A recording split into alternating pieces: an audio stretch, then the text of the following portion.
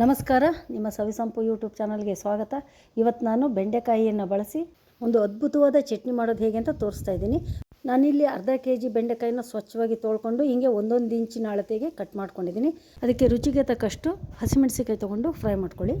ಆರಂಭದಲ್ಲೇ ಹಸಿಮೆಣಸಿನಕಾಯಿಗೆ ಎಣ್ಣೆ ಹಾಕಿ ಫ್ರೈ ಮಾಡಿದರೆ ಮೆಣಸಿನಕಾಯಿಯ ಮೇಲ್ಮೈ ಮಾತ್ರ ಫ್ರೈ ಆಗಿರುತ್ತೆ, ಆದರೆ ಒಳಗಡೆ ಬೀಜ ಬೆಂದಿರೋದು ಇಲ್ಲ, ಬಿಸಿನೂ ಆಗಿರೋದಿಲ್ಲ. ಹಾಗಾಗಿ 3-4 ನಿಮಿಷ ಹಾಗೆ ಫ್ರೈ ಮಾಡ್ತೀನಿ.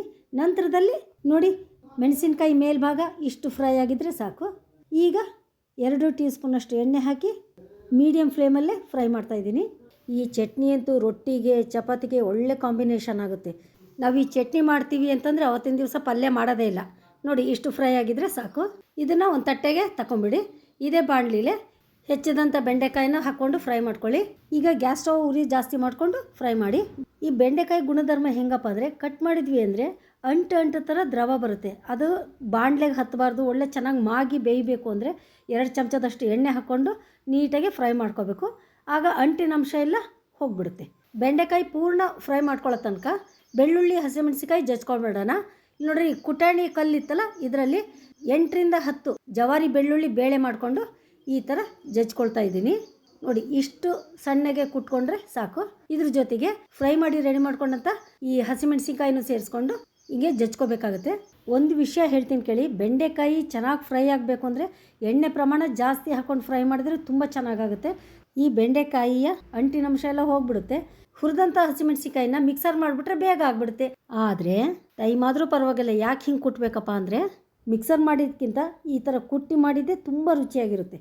ಅದಕ್ಕೆ ಹೀಗೆ ಮಾಡ್ತಾ ಇರೋದು. ಜಜ್ಜಿದ ಹಸಿಮೆಣಸಿಕಾಯಿನ ಸೈಡ್ ಮಾಡಿಕೊಂಡು ರುಚಿಗೆ ತಕ್ಕಷ್ಟು ಉಪ್ಪನ್ನು ಸೇರಿಸ್ಕೊಂಡು ಅದನ್ನು ಕೂಡ ಎಷ್ಟು ಸಾಧ್ಯನೋ ಅಷ್ಟು ಈ ಕುಟಾಣಿಯಿಂದ ಕುಟ್ರಿ. ಅದಕ್ಕೆ ಕೊತ್ತಂಬರಿ ಸೊಪ್ಪು ಸ್ವಚ್ಛವಾಗಿ ತೊಳ್ಕೊಂಡು ಸಣ್ಣದಾಗಿ ಕಟ್ ಮಾಡಿ ಇಟ್ಕೊಂಡಿದ್ದೆ, ಅದನ್ನು ಕೂಡ ಸೇರಿಸ್ಕೊಂಡು ಎಷ್ಟು ಸಾಧ್ಯನೋ ಅಷ್ಟು ಈ ಕುಟಾಣಿಯಿಂದ ಜಜ್ಕೊಳ್ಳಿ. ನಂತರ ಈ ಕೊತ್ತಂಬರಿ ಸೊಪ್ಪನ್ನು ಸೈಡಿಗೆ ಮಾಡಿಕೊಂಡು ಫ್ರೈ ಮಾಡ್ಕೊಂಡಿದ್ವಲ್ಲ ಆ ಬೆಂಡೆಕಾಯಿನ ಹಾಕ್ಕೊಂಡು ಅದನ್ನು ಕೂಡ ಎಷ್ಟು ಸಾಧ್ಯನೋ ಅಷ್ಟು ಈ ಕಲ್ಲಿನಿಂದ ಜಜ್ಕೊಳ್ರಿ. ನೋಡಿ, ಕಲ್ಲಲ್ಲಿ ಜಜ್ಕೊಂಡಿದ್ದು ಇಷ್ಟು ಸಣ್ಣ ಆಗಿದೆ, ಸಾಕು. ಏನೇ ಆಗಲಿ, ಅರ್ಧ ಕೆಜಿ ಬೆಂಡೆಕಾಯಿನ ಈ ಥರ ಕುಟ್ಕೊಂಡು ಮಾಡೋದು ಸ್ವಲ್ಪ ಟೈಮ್ ತಗೊಳುತ್ತೆ. ಒಂದು ವೇಳೆ ನಿಮಗೆ ಟೈಮ್ ಕಡಿಮೆ ಇತ್ತು ಅಂದರೆ ಮಿಕ್ಸರ್ ಜಾರಲ್ಲಿ ಸ್ವಲ್ಪ ಹಾಕ್ಕೊಂಡು ಹೀಗೆ ತರಿಯಾಗಿ ಮಿಕ್ಸರ್ ಮಾಡಿಕೊಂಡ್ರೂ ಆಗುತ್ತೆ. ನೋಡಿ, ಬೆಂಡೆಕಾಯಿ ಮಾತ್ರ ಹಿಂಗೆ ತರಿಯಾಗಿ ಮಿಕ್ಸರ್ ಮಾಡಿಕೊಂಡ್ರೆ ಚೆನ್ನಾಗಾಗೋದು. ಹಸಿಮೆಣಸಿನ್ಕಾಯಿ ಬೆಳ್ಳುಳ್ಳಿ ಇದೆಲ್ಲ ಜಜ್ಕೊಳ್ಳೇಬೇಕು, ಅಂದ್ರೇ ರುಚಿಯಾಗೋದು. ಈಗ ಹಸಿಮೆಣಸಿನ್ಕಾಯಿ, ಬೆಳ್ಳುಳ್ಳಿ, ಕೊತ್ತಂಬರಿ ಸೊಪ್ಪು, ಉಪ್ಪು, ಬೆಂಡೆಕಾಯಿ ಇಷ್ಟನ್ನು ಸೇರಿಸ್ಕೊಂಡು ಚೆನ್ನಾಗಿ ಈ ಥರ ಜಜ್ಕೊಳ್ತಾ ಮಿಕ್ಸ್ ಮಾಡಿ. ಇಷ್ಟಕ್ಕೆ ಚಟ್ನಿ ರೆಡಿ ಆಯಿತು. ಆದರೆ ಇನ್ನೂ ಹೆಚ್ಚು ಕಂಪು ಕೊಡಬೇಕು ಅಂದರೆ ಸ್ವಲ್ಪ ಒಗ್ಗರಣೆ ಹಾಕಬೇಕಾಗುತ್ತೆ. ಹಾಗಾಗಿ ನಾನು ಮೊಸರಿನಿಡೋ ಚಮಚದಲ್ಲಿ 2 ಚಮಚದಷ್ಟು ಎಣ್ಣೆ ಹಾಕಿ, ಎಣ್ಣೆ ಹದವಾಗಿ ಕಾದ ನಂತರ ಅರ್ಧ ಟೀ ಸ್ಪೂನು ಸಾಸಿವೆ ಹಾಕಿದ್ದೀನಿ. ಹಾಗೆ 2 ಕಡ್ಡಿ ಕರಿಬೇವಿನ ಹೆಸರುಗಳನ್ನು ಸೇರಿಸ್ಕೊಂಡು ರೆಡಿ ಮಾಡಿಕೊಂಡಂತಹ ಈ ಬೆಂಡೆಕಾಯಿ ಚಟ್ನಿಯನ್ನು ಒಗ್ಗರಣೆಗೆ ಸೇರಿಸ್ಕೊಳ್ತಾ ಇದ್ದೀನಿ. ಸ್ಟವ್ ಮೀಡಿಯಮ್ ಫ್ಲೇಮಲ್ಲೇ ಇರಲಿ. ಪುನಃ ಮಿಕ್ಸ್ ಮಾಡಿ. ನಂತರ ಇದಕ್ಕೆ ಇನ್ನೊಂದು ಮುಖ್ಯವಾಗಿ ಬೇಕಾಗಿರುತ್ತೆ. ಖಾರ ಉಪ್ಪು ಹಾಕಿದಾಗ ಬೆಲ್ಲನ ಹಾಕ್ತಾ ಇದ್ರೆ ಹೆಂಗೆ, ಹಾಗಾಗಿ ಬೆಲ್ಲ ಮೊಸರಿಡೋ ಚಮಚದಲ್ಲಿ 2 ಚಮಚದಷ್ಟು ಹಾಕಿ ಹಾಗೆ ಮಿಕ್ಸ್ ಮಾಡ್ತಾ ಇದ್ದೀನಿ. ಆಹಾ, ಮನೆಯೆಲ್ಲ ಘಮ ಅಂತ ಇದೆ ನೋಡಿ, ಅಷ್ಟು ಚೆನ್ನಾಗಾಗಿದೆ.